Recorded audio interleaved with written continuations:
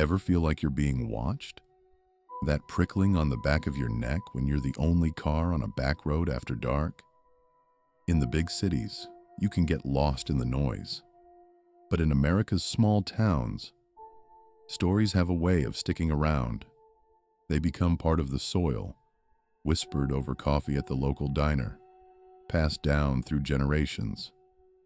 These places, with their population signs in the triple digits, their quiet main streets and vast surrounding wilderness, they hold secrets, and sometimes those secrets aren't just sad, they're downright creepy. Welcome, everyone. Tonight, we're pulling off the interstate and diving into the shadows. These are the creepy true stories from small towns in America. Our journey begins in a place that's become synonymous with one name: Point Pleasant, West Virginia, and the legend of the Mothman.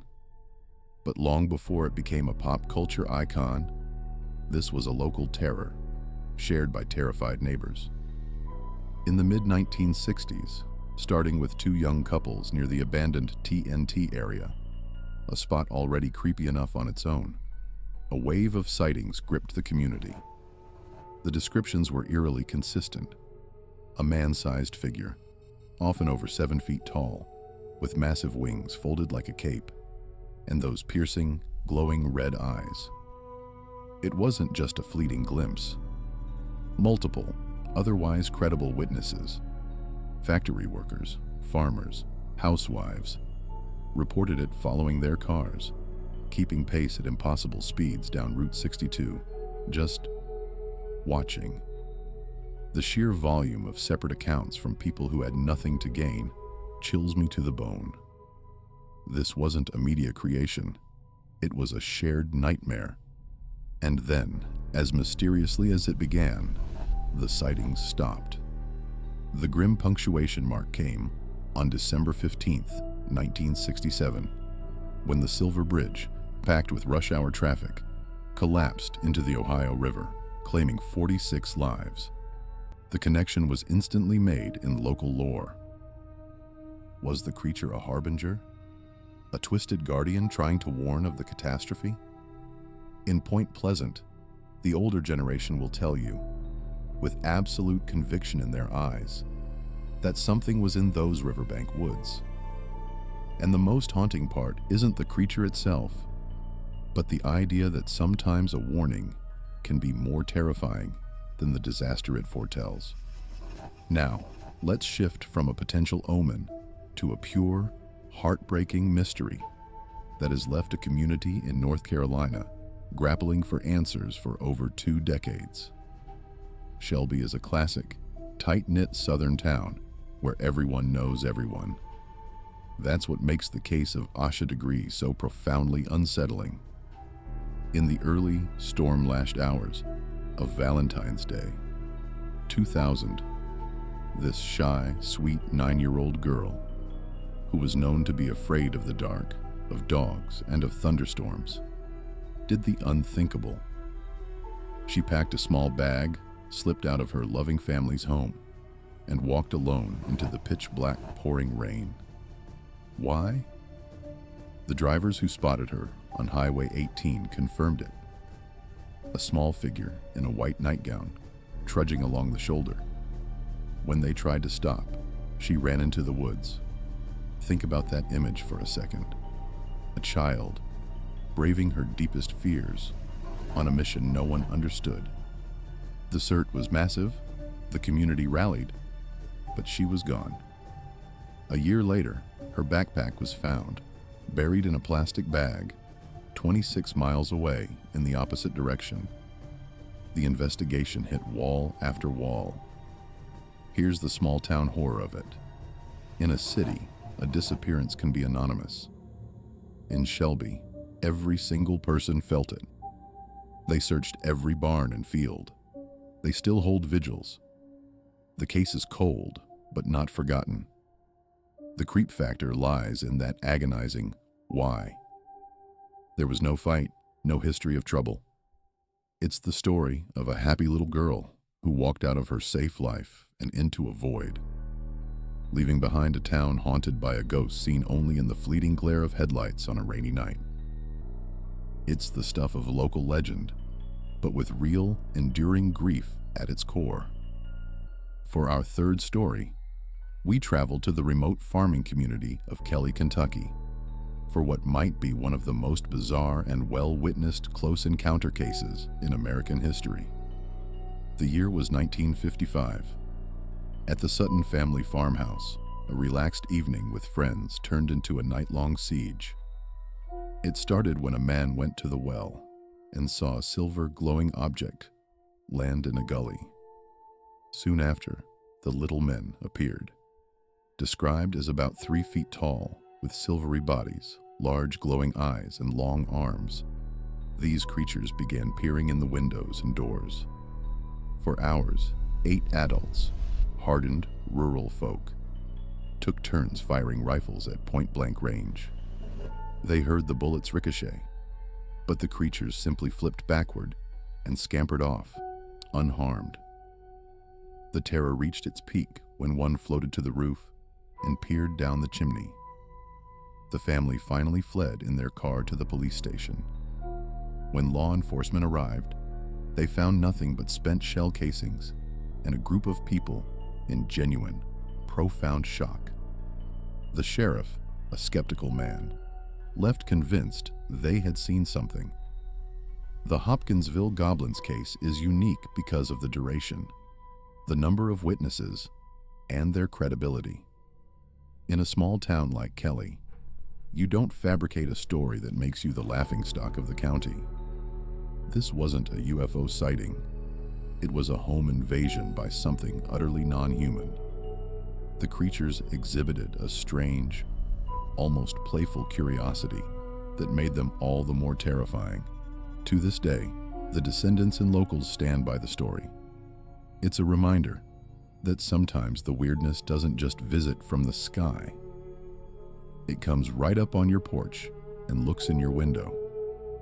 Finally, let's venture into the deep, old-growth forests of the Pacific Northwest, near the small timber town of Heppner, Oregon. This story is often called America's Dyatlov Pass, and for good reason. In the brutal winter of 1947 to 48, a group of 5 experienced elk hunters set up camp in the remote Blue Mountains. When they failed to return, a search party found a scene of pure, inexplicable panic. Their tent was slashed open from the inside. Their warm gear, rifles, and boots were left behind. These seasoned woodsmen had fled their campsite in socks and long johns into sub-zero temperatures and a driving blizzard. It took months to find all the bodies, scattered miles apart in the rugged terrain. The official cause was listed as exposure, but that answer satisfied no one. What makes a group of tough, armed men so terrified that they would mutilate their only shelter and run, unprepared, into a frozen wilderness to die? The local sheriff was deeply troubled, hinting at an unknown, overwhelming fear. To this day, in Heppner and surrounding communities, the story is told with a tone of deep unease. Old-timers will mention the strange silence that can fall in those woods, the feeling of being watched from the thick timber. The Yakima Hunters case is the ultimate small-town horror, because it leverages the fear of the ancient, indifferent wilderness that surrounds these communities. It's not about a monster you can describe. It's about a primal, wordless terror that can fell even the strongest among us, leaving behind only a slashed tent and a mystery as deep and cold as the Oregon snow. That's the thing about these small-town stories. They're raw, unresolved, and woven into the fabric of the communities that tell them. There's no easy urban explanation, no convenient crowd to get lost in. They tap into our deepest fear of isolation. The idea that in the vast, quiet spaces between our bright, busy cities, something else might be moving, watching, or waiting. Or that a single, unexplainable moment can fracture reality forever for an entire town. So next time you're on a road trip and you see one of those small, worn, now entering signs, maybe give a nod to the history there. Because in those towns, the past isn't always past. Sometimes it's just resting, waiting for the right dark, quiet night to whisper its story again. We've looked at flying terrors, heartbreaking vanishings, and otherworldly sieges. But the horror in small towns isn't always from outside. Sometimes the most chilling stories are the ones where the fabric of the community itself is torn apart by a secret, one that simmers for decades beneath the surface of bake sales and Friday night football games. Let's travel to the tiny, unassuming town of Bessemer, Alabama. In the 1990s, this quiet place was rocked by a series of brutal, unsolved murders targeting vulnerable women. The fear was palpable, a dark cloud over the steel town. But the truth, when it began to trickle out, was somehow worse than the speculation. It pointed not to a shadowy stranger, but to a man embedded in the community's very structure. The investigation into the Bessemer missing and murdered cases spiraled into a maze of corruption, with whispers of evidence misplaced, witnesses intimidated, and a frustrating sense that someone was being protected. For the families of the victims, the horror was twofold: the loss of their loved ones and the gnawing, creeping realization that the justice system they relied on might be compromised. The fear wasn't just of a killer in the dark. It was of a rot in the light, a betrayal of trust so profound it made the entire world feel unsafe. In small towns where you know the police chief by name, this kind of story doesn't just frighten you, it dismantles your sense of order.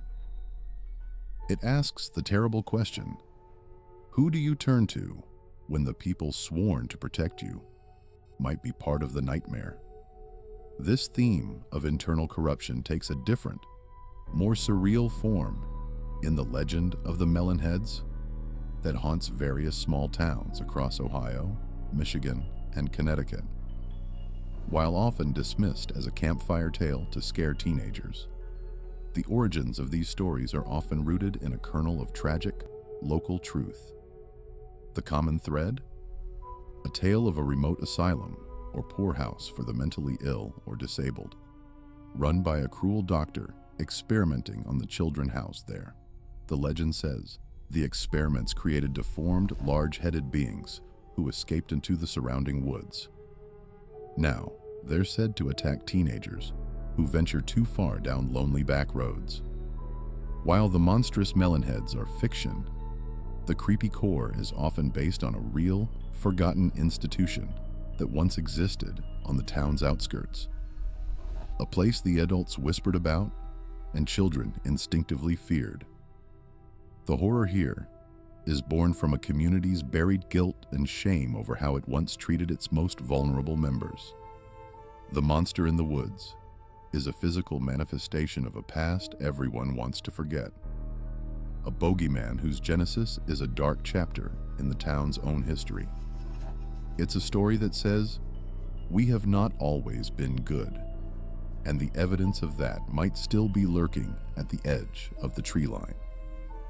From hidden guilt, we move to a story of profound, lingering sorrow that has physically marked a town.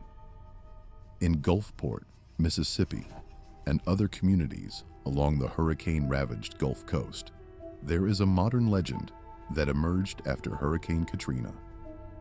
Survivors and first responders, from hardened fishermen to police officers, have spoken of hearing phantom distress calls on their radios and marine VHF channels long after the storm had passed. Clear, desperate voices calling for help from areas that were already confirmed, evacuated, or completely destroyed.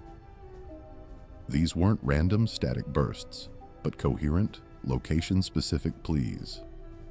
More chilling are the repeated accounts of rescue teams following these calls to empty, flooded houses or demolished buildings, finding no one, only for the calls to continue. Psychologists might call it auditory pareidolia or trauma response, and they're probably right. But in the close-knit bars and dockside shacks of these coastal towns, many see it differently. They believe these are the echoes of that terrible day, a psychic scar on the landscape itself. The storm didn't just take lives and homes. It imprinted a moment of ultimate terror into the very airwaves. For these communities, the horror isn't a creature, but a moment in time, August 29th, 2005, that refuses to fully end, its final cries still looping on a frequency only the grieving can sometimes tune into. And finally, let's end in a place where the landscape itself seems to hold malice. The Bridgewater Triangle in southeastern Massachusetts isn't a single town, but a sprawling 200 square mile area encompassing several small communities like Freetown, Rehoboth, and of course, Bridgewater. Within this zone, reports of the weird are not occasional. They are a consistent pattern for centuries, documented by native tribes, colonial settlers, and modern residents alike. We're talking UFO sightings, giant snakes, phantom birds, poltergeist activity, and clusters of brutal crimes. But the small-town creep factor here is in the sheer density of it. It's not one story, it's a tapestry. In Freetown, they'll tell you about the haunted Freetown Fall River State Forest, a site of alleged cult activity and unsolved murders. In Rehoboth, they speak of the Pookwudgies, mischievous, sometimes deadly creatures from Wampanoag folklore, said to still inhabit the Hockomock Swamp. The locals don't necessarily live in fear, but they live with a quiet awareness. They accept that in their woods, their swamps, the rules of reality are a bit softer. You don't go into certain areas at night. You pay attention to the behavior of animals. The horror of the triangle is its normalization of the abnormal. For the people who live there, the creepy true story isn't an event, it's the environment. It's the understanding that their home is, by some unknown metric, a thin place, where the wall between our world and something else is just a little more porous. So, what do all these stories tell us? From Point Pleasant to the Bridgewater Triangle, they form a map of an America that exists just beyond the glow of the interstate exits. It's an America where history isn't just in books, but in the feeling you get walking past an old well at dusk. Where community bonds are strong, but so is the weight of shared secrets. These stories persist because they serve a purpose. They are warnings, explanations for the unexplainable, and ways to process collective trauma. They are the folklore of vulnerability, born in places where the night is darker and the silence is louder. The next time you find yourself driving through one of these countless small towns, take a moment. Look beyond the quaint facade. That antique store might be on the site of an old asylum. That diner's old-timers might be nursing coffee and a half-century-old mystery. That dense patch of woods at the end of a cul-de-sac might have a name you don't know. Because in small-town America, every quiet corner has a story, and some of them are just waiting for a listener. Музыка плавно затихает, оставляя несколько секунд тишины перед финальным обращением. If you have a creepy story from your own hometown, share it in the comments below. I read them all. If you enjoyed this journey into the heart of American folklore, please give this video a thumbs up, subscribe, and hit that notification bell. Thanks for watching, and remember, no matter where you are, sometimes the most important thing to bring with you is a healthy dose of curiosity, and maybe, just maybe, a little bit of caution. Until next time. So far, we've talked about events within living memory, stories you could still ask an old-timer about, at the local VFW hall. But some whispers are older, rooted so deep, they've become part of the land itself. These are the tales passed down, not in newspapers, but in hushed tones from grandparent to grandchild. Stories that explain why we avoid a certain bend in the river, or why a particular stand of pines feels so cold in July. Let's head to the rugged, lonely coastline of Newport, Oregon. Today, it's a charming tourist town with a famous aquarium. But sailors and old fishermen will tell you about the thing that haunts Yaquina Bay. For generations, they've spoken of a massive dark shape, far larger than any great white, that patrols the entrance to the harbor. They call it simply the Thing. It's been seen circling fishing boats, its back breaking the surface like a submerged island. Sonar has picked up impossible readings, single objects the size of a school bus moving against the current. The official explanation is always a school of fish or a sonar anomaly. But the men who've worked these waters for 50 years just shake their heads. They have a different, older word for it: a bucka, a sea spirit from Cornish lore, brought over by immigrant miners. In a small maritime community, the sea is both provider and reaper. The Thing is the embodiment of that ancient, respectful fear. A reminder that the deep right outside the harbor mouth is not our domain, and that some of its oldest residents do not welcome observation. It's a local legend that keeps humble those who venture out past the jetty. From the Pacific mist, we go to the dry, cracked earth of the Texas Panhandle, near the town of Stinnett. Out here, the horizons are endless, and a single ranch can be bigger than some eastern states. And on one such lonely spread, there's a story about a well, not a haunted house, a haunted well. In the 1930s, during the Dust Bowl, a young ranch hand, desperate, and perhaps not right in the head after years of drought and despair, allegedly committed a terrible crime near that well. The details are fuzzy, lost to time and family shame, but the result was a deep poisoning of that place.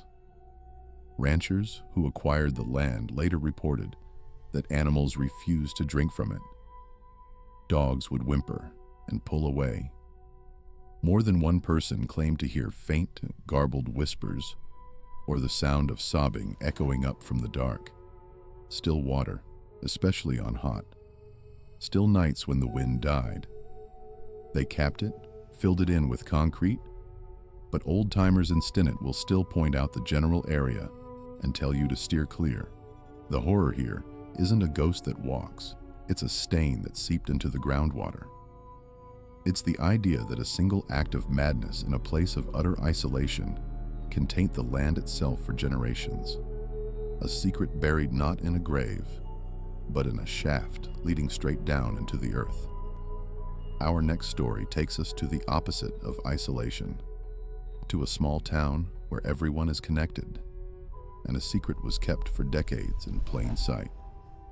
In the picturesque village of Chelsea, Vermont, with its white steeples and rolling green hills, a dark fairy tale played out. For years, the town harbored a man who was, by all accounts, a beloved local figure. He was the friendly odd job man, the one who fixed your porch and waved at your kids. But in the 1990s, the truth emerged. This man was Gary Schaefer, a serial burglar and peeping Tom, whose crimes spanned years and instilled a low-grade terror in the community.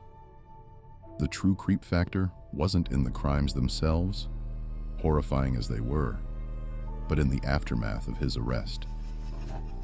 The town was forced to confront a collective blind spot. How could they have all missed it? How could the friendly neighbor have been the monster they were all afraid of? Chelsea became a case study in the paradox of small-town trust. That very closeness, that sense of security in knowing everyone, became the perfect camouflage for evil. The story that haunts Chelsea isn't about a lurking stranger. It's about the day they looked in the mirror and realized the monster had been smiling back from the hardware store aisle all along. Finally, let's venture into the Okefenokee Swamp on the border of Georgia and Florida, and the tiny communities that fringe its mysterious waters. Here, the legends are as thick as the Spanish moss. But one story, told in the fishing camps and backwater bars of Fargo, Georgia, stands out. The tale of the swamp ape, or skunk ape, that isn't just a generic Bigfoot. Locals describe a creature that doesn't just walk, it swims. They tell of seeing a large, hairy bipedal figure moving silently through the blackwater channels, or rising from a bog like a primordial beast. What makes this more than a standard cryptid story is the swamp itself. The Okefenokee is a vast, trackless labyrinth of gators, snakes, and quicksand. To get lost, there is often a death sentence. The swamp ape legend is the personification of the swamp's ultimate unknowable danger. It's the reason a seasoned trapper might suddenly feel a chill and decide to turn his boat around for no reason he can explain. In these towns, the creature isn't just an animal.